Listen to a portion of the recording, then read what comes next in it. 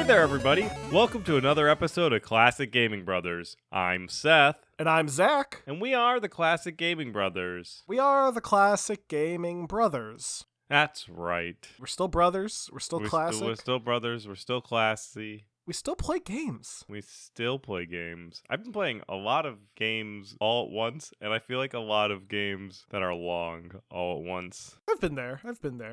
Yeah, it's a thing. I don't know. I get in the moods to play certain games, and I've been playing some games. Speaking of games, Seth, what have you been recently playing? So I've recently been playing Final Fantasy VI, which is a great game for the SNES. Came out back in 1994 and was developed by Square and published by Square, which is actually relevant to who helped develop the game that we are going to be talking about later on in this episode. Oh, look at that. Well, tie-in. So this is Final Fantasy VI. It's also known as Final Fantasy III. It's called 3 because it was the third Final Fantasy that was released to the United States, but it is the sixth Final Fantasy that has ever been released. And Final Fantasy is fun because they have a numbering system, as which I'm sure most people who are aware of, but they don't have any real... They take place in the same world? They have different stories, but they're all in very similar worlds.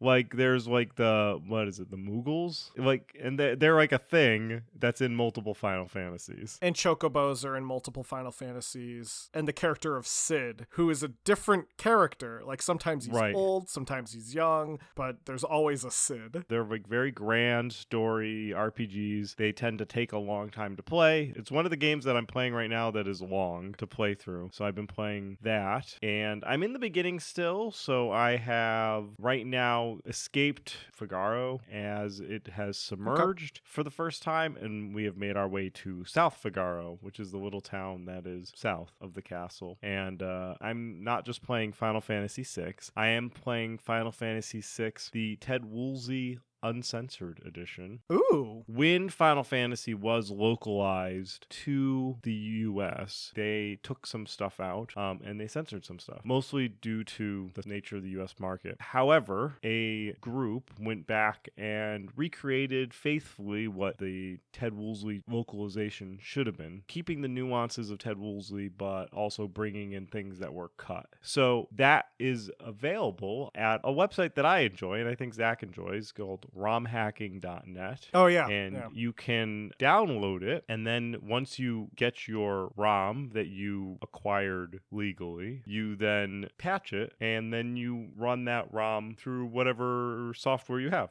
like an emulator, or you can flash it to a cartridge, I guess. Yeah. You could do whatever you would like to do. I played on my Ambernick RG351V, which is a retro handheld that I play my retro games on, and I enjoy it. I'm a big fan of Final Fantasy VI. I play a lot of RPGs. I'm going to say Final Fantasy VI is top 5 RPG for me, though. Final Fantasy is a great series altogether. What I do think is fun, though, specifically about Final Fantasy VI, is it came out in the US as 3, right? Right. 7 came out in the US as well, but 7 wasn't named Final Fantasy 4. No, it came out as 7. And Final Fantasy VI was the last one to be developed for the SNES. Yes. So all of the Nintendo Final Fantasy games are numbered 1 through 3, and then all of a sudden it goes to PlayStation and it's 7 for the US. Right. Maybe because they went to Sony and they were like, we're going to release a Final Fantasy game on yours. And they're like, oh, which one are you going to release? And they're like, 7. And Sony was like, all right. Where Nintendo would have been like, no. Like, if they released Final Fantasy for the N64, wouldn't that be a trip? It would not be nearly as long as it was. But if they did, maybe it would be Final Fantasy 4 in the US market. The Final Fantasies 1 through 3, I believe, have been by now ported and translated. They've also been like officially released in various forms. Yes, you can buy them all on Steam. So there's a company called Pixel Remaster, which remasters these older games, and they remastered all of the Final Fantasies up through 6. So if you'd like to buy those, I personally have played Final Fantasy 6 And I believe I play Final Fantasy 1 or 2, like the early Final Fantasies. I generally know them by the characters that are in them. I know like the Cecil and Kain from Final Fantasy 5, but I can't. If you tell me about other characters in certain games, I'll be like, oh yes, I have played that. And that's how I do Final Fantasy. Not necessarily based on knowing Cecil's the numbers in of the 4. story. Was it 4? Then that's the game that I played. Well, who's in 5? I don't know who's in 5. I just looked up Cecil. His name's Cecil Harvey. The guy in Final Fantasy 5 is named Bartz. Bartz. His name's Butts in Japan. Butz. I think what's happening is the original 2, 3, and 5 weren't released in the US market. So I played Final Fantasy 2, which was really Final Fantasy 4. It's so confusing with Final Fantasy. Yeah, so to recap our audience, I played Final Fantasy 4, which is also, I think, goes by Final Fantasy 2, which has Cecil, the Black Knight, who becomes a paladin, and Kain, who is a dragoon. That game I've beaten, and Final Fantasy 6 I have beaten. I probably have played most of the other Final Fantasies, but I have not spent a significant amount of time with them. Well, Zach, what have you been recently been playing? Well, Seth, I have also been playing a role-playing game, though I'm also keeping in theme with my interest of bootlegs, and I have been playing a game called World of Warcraft Demon Hunter. World of Warcraft Demon Hunter was released sometime in the early 2000s. People aren't sure exactly when because there's no copyright data in the game. It had to have been released sometime after Warcraft 3 and sometime during World of Warcraft's popularity. So at some point in the early 2000s, World of Warcraft Demon Hunter hit the market in China. This is a bootleg Famicom game created by Shenzhen Nanjing Technology. Shenzhen Nanjing is located in Shenzhen, China, and reportedly still in operation, as of at least the recording of this podcast. A lot of Shenzhen Nanjing's games are RPG titles based on popular franchises. So they have done Warcraft, they did a Diablo RPG, they did a Aliens vs. Predator RPG, and they did a remake of Final Fantasy VII to the NES, complete in their own engine. So they like to take popular IPs and make RPGs based on them. And the World of Warcraft one is actually a really unique game. The plot of the game is lifted primarily from the story of Illidan Stormrage, the Night Elf Demon Hunter, and the story is actually pretty spot on with the story of Illidan, which is told throughout World of Warcraft the MMO, but also in parts of Warcraft 3 and in the books that were available at the time. It's kind of this weird thing where the whole game consists of the story of Illidan, which there isn't another game that has his entire story condensed like this. Like, they had to have gotten information from other sources to come up with this game. I'm wondering if they got them from like forums or from reading the books. World of Warcraft was, and I believe still is, incredibly popular in China, so it would make sense that they would put in the effort to make this game feel as accurate as it is. The game actually starts with the death of Illidan that occurs at the hands of Maiev Shadowsong when she confronts you, which I believe takes place in a quest in World of Warcraft the MMO. Then the game flashes back for the rest of the storyline, so you are playing from Illidan's early days to when he becomes the Demon Hunter. It's an okay game. The combat is terrible, but it's an okay game overall. The reason the combat is terrible is because Shenzhen Nanjing's engine that they designed does not properly scale combat. So when you're fighting enemies, sometimes your damage will be like 4, other times you'll do like 30, and sometimes the enemy will be like 35, and it will like insta-kill you for some reason. So there's no consistency in the way the combat plays, and the combat is also incredibly annoying in that it takes forever to complete. I had to hold down the speed up key in my emulator to actually get through an entire fight that I had when you confront Maeve after teaming up with Malfurion. So like all these characters are characters from Warcraft lore, and they're represented fairly accurately from what I can tell. I will also say that this game has a hilarious opening sequence. So in the beginning, you play as Illidan and you're sitting on your throne, and in comes a party of random characters. They're named like Orc Warrior and elf cleric. They all try attacking you, and you beat them one at a time. And then Maeve comes in and insta-kills you. And after you die, the different characters who originally come in to fight you start bickering about who gets to keep the loot that you dropped. Good. And Good. one of the characters, who's a troll, says, "I'm not having this argument. I'm logging off." And then he just vanishes from the party. So funny. it's like you're actually like, it's like you're actually in World of Warcraft. Like, that's the lore, is you are in World of Warcraft. You're like an NPC. Yes, you play as an NPC basically. In an NES style graphics, well, Famicom style. Yeah, graphics, in a which is Famicom 8-bit. bootleg. Like, this is a game made by a company completely illegitimately. I have been actually playing a fully translated version that was created by a person named Packensack Dave. You can download the patch of the English translation from the ROM hacking website Seth previously discussed, or you can get it through Packensack Dave's website as a already translated ROM, and it will play in any conventional NES emulator if you're interested. You could also potentially find a, I would say, quote-unquote legit cart, in the sense that it was an original release from Shenzhen Nanjing via like a Chinese auction site, but it will be in Chinese. The only translated version is Packensack Dave's version. So that is World of Warcraft Demon Hunter, a bizarre little title, but I'm certainly interested in trying some of Shenzhen Nanjing's other games. I've heard their Diablo game is kind of weird in that it's also an RPG, and all of the characters are designed to look kind of cutesy. So like, you encounter like Mephistopheles,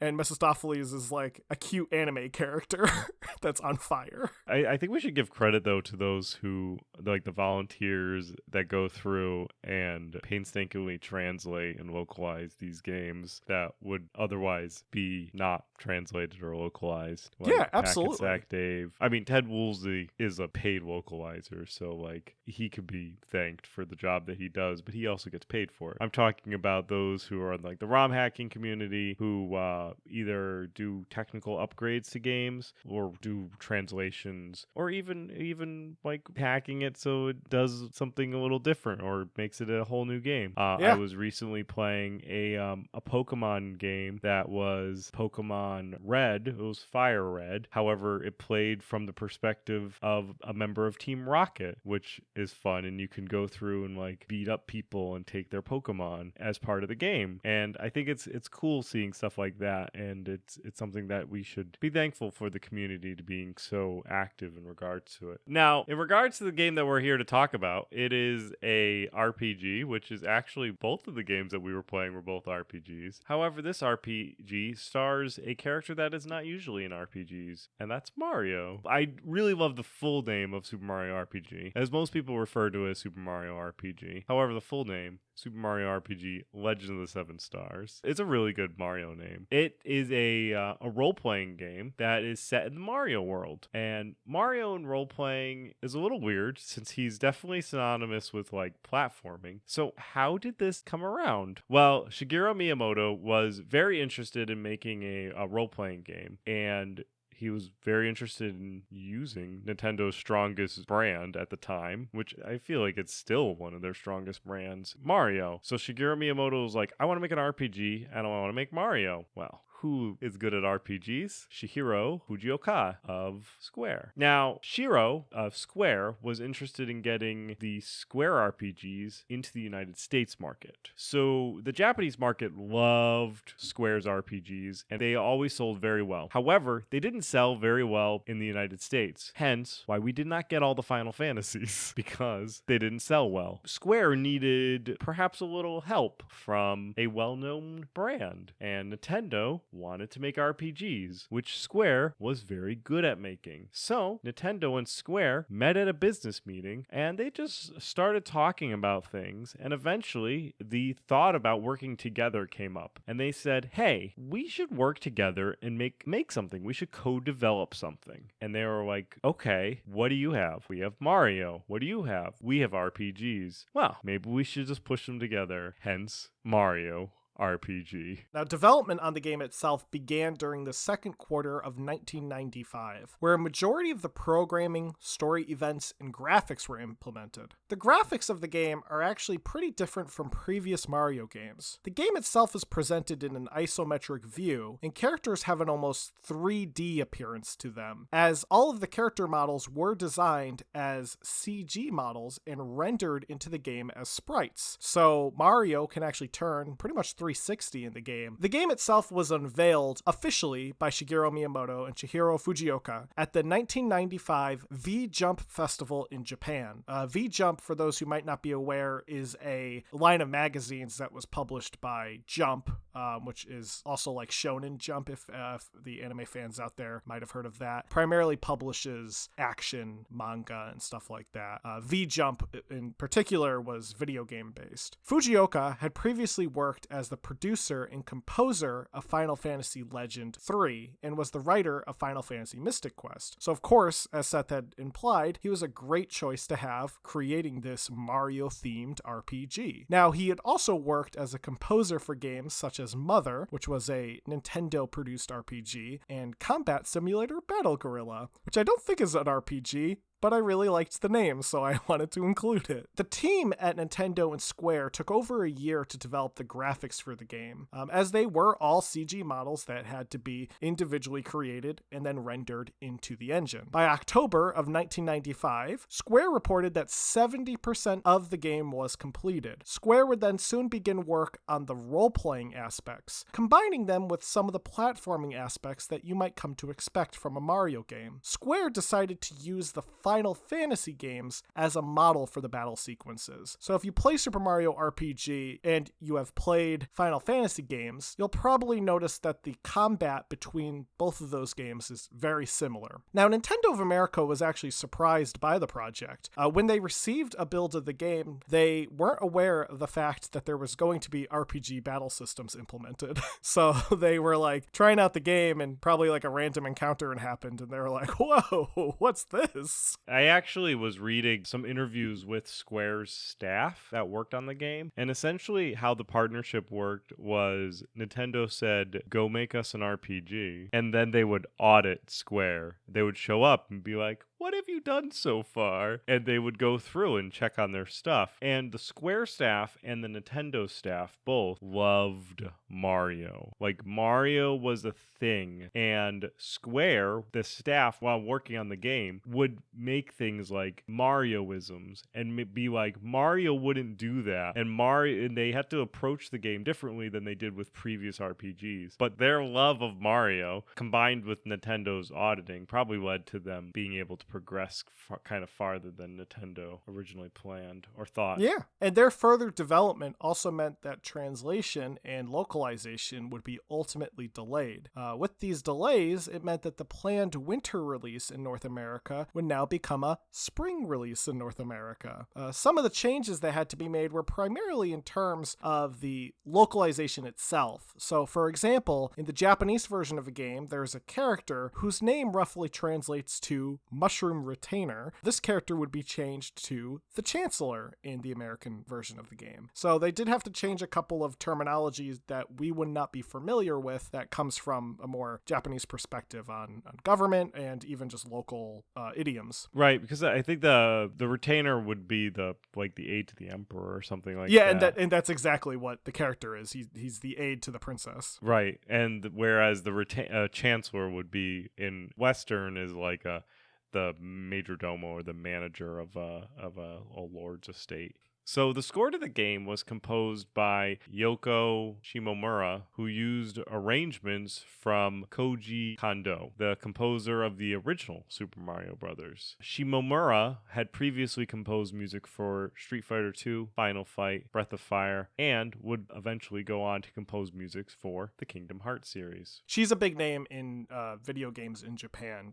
She has had her songs featured in a lot of really popular titles. Super Mario RPG would also be unique, as it was one of the only 7 titles outside Japan that used the Nintendo SA1 chip. Now, the SA1 chip was an additional microprocessor that allowed for a faster clock speed, faster access to RAM, greater memory mapping capabilities, data storage, and built-in CIC lockout for piracy protection and regional marketing controls. Interestingly enough, to go back to ROM hacking, you can actually get ROM hacks of the SA1 chip that you could layer in onto ROMs to include SA1 capability on ROMs that would otherwise not have SA1 capability, making the games run faster. For example, in Contra 3 for the SNES, you can have it so that it uses the SA1 chip and it speeds up the game and it makes it so there's less slowdowns. You can use it for Gradius as well, which really benefits from the SA1 chip since it is a shoot 'em up, and shoot 'em ups generally have a lot of things going on in them and can generally use more speed. So it's interesting that the SA1 chip wasn't heavily used in US releases, but you can activate that technology in ROMs, and I think that's kind of unique. Yeah, and actually for those who are interested, some games that do have the SA1 chip are games like Kirby Superstar, Kirby's Dream Land 3, PGA Tour 96, and Power Rangers Zeo Battle Racers. Now, Super Mario RPG would be released in Japan in March of 1996 and in North America in May of 1996. The game was not released in PAL territories as there would have been additional development time to optimize the game for those PAL region consoles. One of the issues with PAL games when they're unoptimized, for anyone who's ever played a unoptimized PAL game, it might run slower compared to what you would expect from a NTSC game. A perfect example of this is you look at an NTS copy of Sonic the Hedgehog for the Sega Genesis and then play the PAL version for the Mega Drive. The PAL version was not optimized on release, so the music actually sounds much slower because they didn't properly optimize the game. But that's kind of a good comparison if you're ever curious why PAL games needed to go through optimization and why that would take additional time. In terms of the gameplay,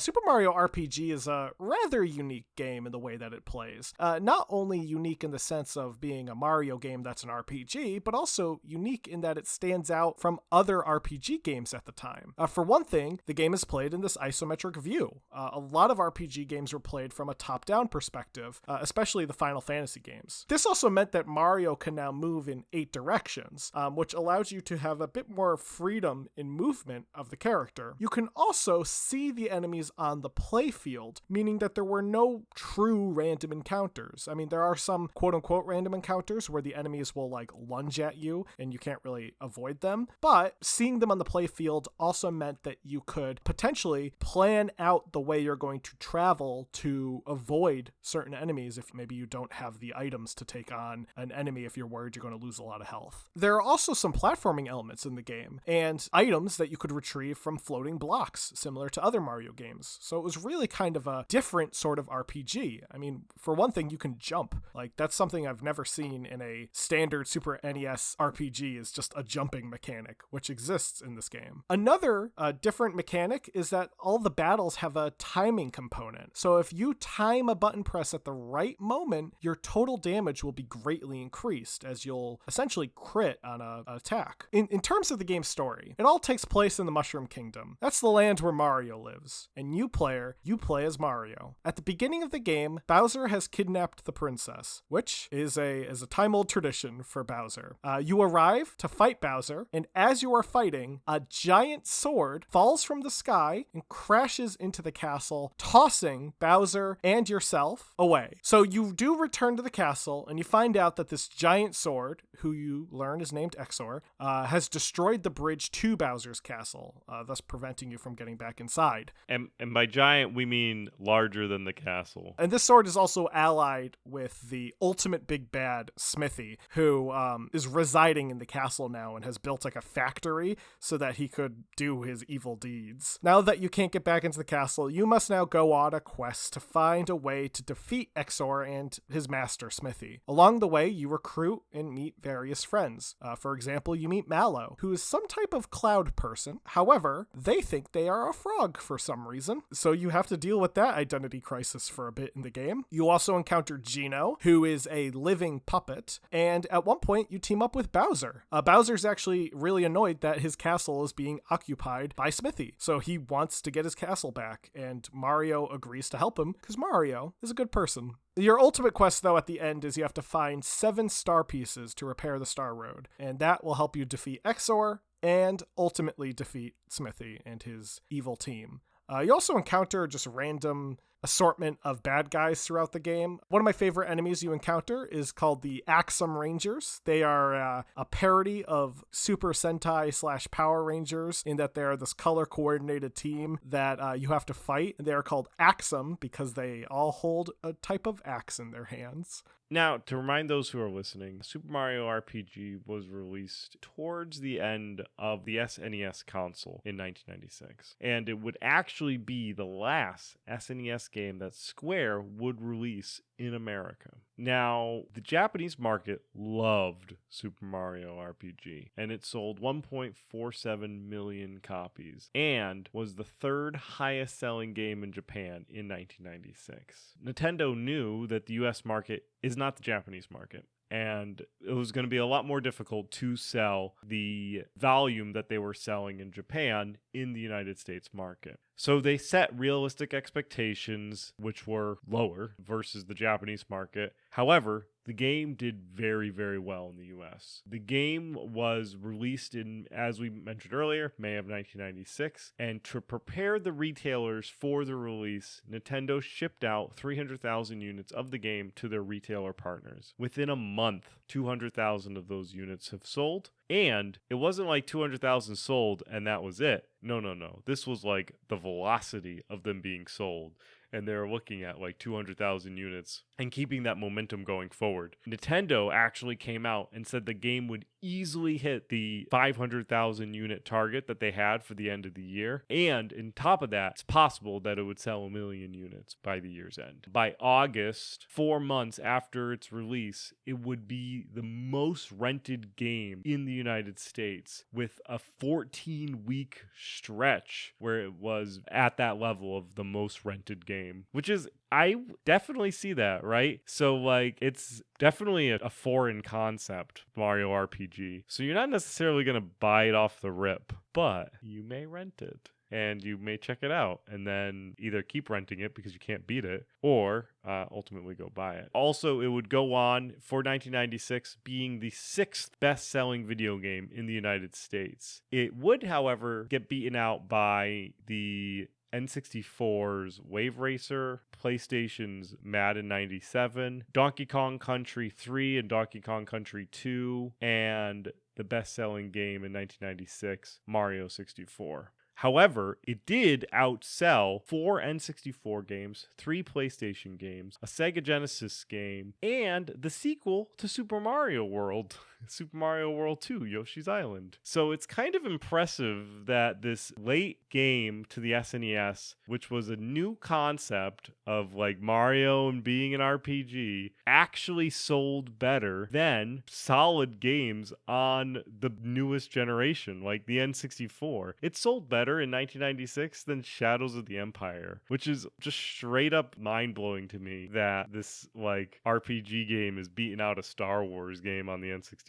All in all, the game would go on to sell 2.14 million units, which actually puts it in the middle of the pack for Mario games that have sold over 1 million units, with the toppers of that being Mario Kart 8, Super Mario Brothers, and various classical Mario games that you can think of as top-selling units. As Seth had just gone over, Super Mario RPG was a very successful game. It was also a positively reviewed game, and it ultimately led to a future of Mario-themed RPGs. Super Mario RPG 2 was announced by Nintendo for release on the N64 DD, the disk drive add-on that ultimately failed. This game, however, would eventually become Paper Mario and release on just the standard N64, not the DD. The game does have some similarities to Super Mario RPG, such as having timed actions during combat and a collection of 7 stars. However, we'll go more into detail on Paper Mario later. I'm pretty sure the reason we have Paper Mario instead of Super Mario RPG on the N64 is because Square and Nintendo's falling out. Like Square took part of like the rights of making Super Mario RPG away from Nintendo. And the characters too. Characters like Geno and Mallow are owned by Square. They're not owned by Nintendo. You do actually see Geno again, kind of. He does have a cameo in the Mario and Luigi games. The Mario and Luigi games were another series of RPG games that were actually developed by Chihiro Fujioka and Super Mario RPG co-director Yoshihiko Mikawa, who also worked on the original game and helped create these Mario and Luigi titles. The game Superstar Saga would feature Geno in a very small cameo in the mini games, though if you look at the credits to Superstar Saga, it says Geno is a copyrighted character by Square. At the time, Square Enix. Geno also appears as a Mii Fighter costume in the Super Smash Bros. Series, and the game Super Mario RPG was also featured as one of the 21 pre-installed games on the Super NES Classic Edition, which was released in all regions, meaning Europe finally got their Mario RPG. And that came out in 2017. Well, Seth, are you ready for our Byway Pass segment? I hope so. I picked a game for you. I'm not sure if I already picked it for you. I'm pretty sure I didn't pick this game for you yet. So in this game, Seth, you are playing as an entrepreneur. You are someone who is looking to build their business, create a successful life, and really just live what we would know as the American dream. However, your business is not one that is fully approved by the government. You might in fact be violating some federal laws. You also potentially are also violating state laws. You are though still trying to get by. You have to do this by growing various crops and building this empire. Are you curious about this game? It doesn't sound like Food Truck Simulator. No, it's Booze Master. We're going to take a short break while I look up Booze Master.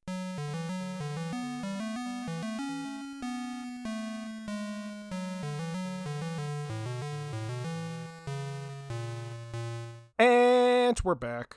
We're back. So the Booze Master is an interesting game that Zach and I were looking at. They're developed by Asmodev, and it's being published by Gaming Factory SA. And looks like there is a series of simulator games that have been put together by this developer, such as Priest Simulator, Booze Master, Bakery Simulator, Pope Simulator. There's a number of different simulators or like simulation type games. These games are games that I think I like and then I play, and I generally I think they're funny, but I don't like 100% get sucked into them. I am going to download the demos for these games because currently what's going on till tomorrow, the 28th, is Next Fest on Steam, where there's 7 days and hundreds of demos and live streams. So I'm going to download the demo for Booze Master and I'll play it and I'll check it out. Ultimately, I don't know if I'm going to purchase the game, and I'm probably going to put it down as a pass. That's fair. Are you ready? I am ready. Like I said, not sure if we talked about this game before, but I think it's good enough that it could be talked about twice. You're going to be diving in this game a lot into some manner of ocean and solving puzzles as you travel deeper into the ocean. Are you interested in solving puzzles in the ocean? I am. The game is called Silt, and it's due out in spring of 2022. And is developed by Spiral Circus and published by Sold Out. All right, I'm going to take a look at this game, and we will be right back.